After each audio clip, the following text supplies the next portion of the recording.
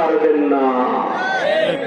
আল্লাহ বলেন قل إن الموت الذي تفرون منه فإنه ملاقيكم ثم تردون إلى عالم الغيب والشهادة فينبئكم بما كنتم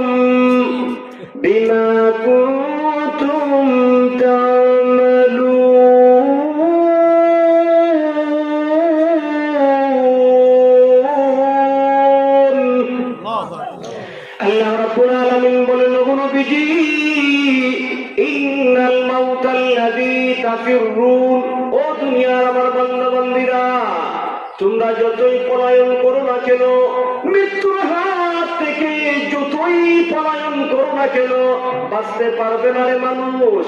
মৃত্যু থেকে পলায়ন করে বাঁচতে পারবে না।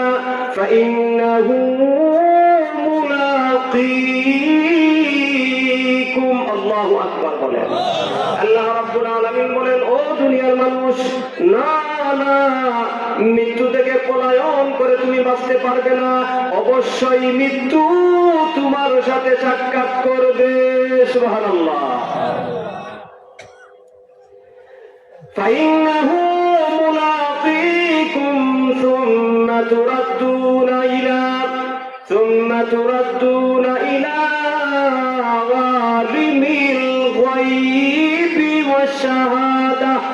আল্লাহ রাব্বুল আলামিন বলেন, সুম্মা, অতঃপর, তুরাদ্দুনা ইলা আলিমিল গায়বি ওয়াশ শাহাদা, ও মানুষ, এরপরে তোমাদেরকে আল্লাহর দিকে, এমন এক সত্তার দিকে নিয়ে যাবে যেই সত্তা তোমার জীবনে সব জানে। সুবহানাল্লাহ। মানুষের জীবনে দুইটা অংশ আছে।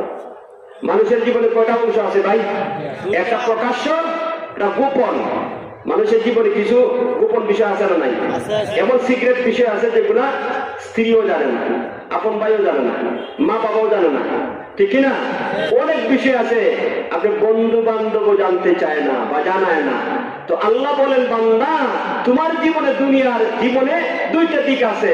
একটা প্রকাশ্য, সবাই জানে, সবাই বুঝে এবং সবাইকে বলো।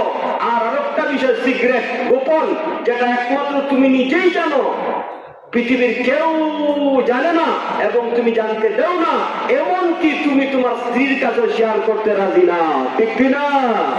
আল্লাহ রাব্বুল আলামিন বলেন, ও দুনিয়ার বান্দা বান্দীরা, কিন্তু আমি আল্লাহ এত মহান, এত মহান, তোমাকে আমার দিকে ফিরিয়ে নেওয়া হবে।